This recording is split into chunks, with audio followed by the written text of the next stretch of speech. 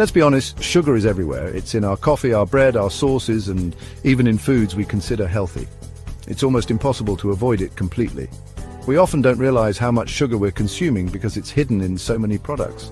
Even things we think are healthy, like yogurt or granola bars, can be loaded with sugar. I was tired of feeling sluggish, of the sugar highs and lows. The constant energy crashes were affecting my productivity and mood. So I decided to try something radical, quitting sugar for 14 days. It wasn't just about cutting out sweets, it meant eliminating all added sugars from my diet. 2 weeks, no cheating. Was I scared?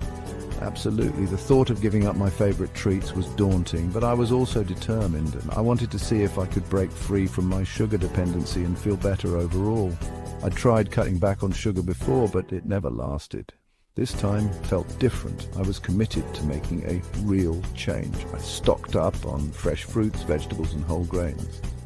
I started reading labels more carefully and planning my meals to avoid any hidden sugars. 14 days might sound daunting, but it also felt doable. I took it one day at a time, focusing on the benefits I hoped to gain. It was a chance to break free from sugar's grip and see what happened. I was excited to discover how my body would respond to this challenge. The first few days were tough. I experienced cravings and headaches, but I stayed strong. Drinking plenty of water and staying active helped me push through. I also found that mindfulness and journaling were great tools to keep me focused and motivated. Reflecting on my progress each day kept me on track. By the end of the 2 weeks, I felt a noticeable difference. My energy levels were more stable, and I felt more in control of my cravings. Quitting sugar wasn't easy, but it was worth it. It taught me a lot about my eating habits and how to make healthier choices. I felt empowered and ready to continue this journey.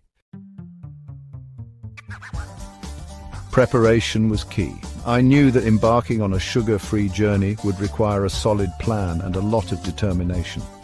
It wasn't just about removing sugar from my diet, it was about changing my lifestyle and habits. First, I raided my pantry. I took a hard look at everything I'd stocked up over the years. It was surprising to see just how many items contained hidden sugars. Out went the candy, the cookies, the sugary drinks. I didn't want any temptations lurking around. It was a bit painful to throw away some of my favorite snacks, but I knew it was necessary. It felt good to clear out the temptation. My pantry looked so much cleaner and more organized. It was like a fresh start, a blank canvas for healthier choices.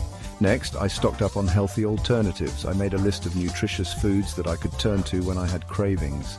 Fresh fruits, vegetables, whole grains, and lean proteins became my new staples. Fresh fruit, nuts, plain yogurt, things that would satisfy my sweet tooth without the sugar rush. I discovered that nature has its own way of providing sweetness, and it was time to embrace it. I knew I'd need to cook more at home. Eating out often meant encountering hidden sugars in sauces, dressings, and even in seemingly healthy dishes. Cooking at home gave me control over what went into my meals. I found some sugar-free recipes online and meal prepped as much as possible. This way, I wouldn't be tempted to grab something sugary when I was hungry and in a hurry. Having healthy meals ready to go would be crucial when cravings hit. It was all about being prepared and making it easy to stick to my new lifestyle. I also told my friends and family about my challenge. I wanted them to understand why I was making these changes and to get their support. Their support would be important, especially in social situations. Knowing that they were on board made it easier to stay committed, even when faced with temptations at gatherings and parties. The first few days were rough. Headaches, fatigue, and intense sugar cravings hit me hard. It felt like my body was going through withdrawal. I drank tons of water, herbal teas, and reminded myself why I was doing this. Slowly, I started noticing changes. My energy levels stabilized, and the brain fog lifted. I felt less bloated, and my clothes felt looser. It was amazing how quickly my body started to respond. I was sleeping better too. The sugar crashes that used to wake me up at night were gone. Section 4, days 8 to 14. Finding my sugar-free stride. By the second week, something incredible happened. The cravings subsided. I wasn't constantly thinking about sugar. My taste buds adjusted, and I started to appreciate the natural sweetness of fruits and vegetables. I had more energy than ever before. I felt lighter, both physically and mentally. My mood was more stable, and I felt more focused. It was like a veil had been lifted. I realized how much sugar had been affecting my life. Section 5. Cravings and challenges, battling the sugar demon. Of course, there were still moments of temptation. Social gatherings were tough. Seeing everyone else indulge in dessert was hard, but I found ways to cope. I brought my own sugar-free treats or focused on enjoying the company and conversation. Reading food labels became a habit. Sugar hides in the most unexpected places. I learned to identify hidden sugars and make healthier choices. It was empowering to take control of my diet and not be fooled by misleading labels. Section 6. Reflections, the sweet taste of success, and a few twists. 14 days sugar-free. I did it. The experience was eye-opening. I embarked on this journey with a mix of excitement and apprehension, not knowing what to expect. The first few days were the hardest, as my body craved the sugar it was so used to, but as the days went by, I noticed a significant change in my energy levels and overall mood. I broke free from sugar's hold and discovered a whole new level of energy and well-being. My mornings started to feel more vibrant, and I no longer experienced the afternoon slumps that used to plague my days. I found myself more motivated to engage in physical activities, like jogging and hiking, which further boosted my spirits. It wasn't always easy, but it was so worth it. The biggest surprise, the moments of temptation were real and challenging. There were times when I found myself staring longingly at a piece of cake or a sugary treat, but I learned to walk away and choose healthier options instead.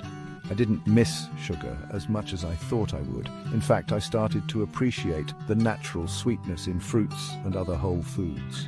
It was a revelation to realize that my taste buds could adapt and find joy in the simple, unprocessed flavors of nature. My taste buds changed, and I found joy in natural sweetness. Smoothies, fresh fruits, and even vegetables began to taste more vibrant and satisfying. It was as if my palate had been reset, allowing me to fully enjoy the natural flavors that I had previously overlooked. I also realized that sugar was often a crutch, a way to deal with stress or boredom. Without it, I had to find new ways to cope. I turned to meditation, yoga, and other mindfulness practices to help manage my stress levels. These activities not only helped me stay calm, but also contributed to my overall sense of well-being. Now I had healthier coping mechanisms. Journaling became a daily habit, allowing me to reflect on my thoughts and feelings. Yoga and meditation provided a sense of peace and balance that I had never experienced before. This journey taught me that true sweetness comes from within, and that taking care of my body and mind is the ultimate reward. Section 7, would I recommend it? The sugar-free verdict. Would I recommend a sugar-free challenge? Absolutely. It's not about deprivation. It's about rediscovering the sweetness in real food and feeling your best. It's a journey of self-discovery and empowerment. Give it a try. You might be surprised by what you learn about yourself and your relationship with sugar. You might even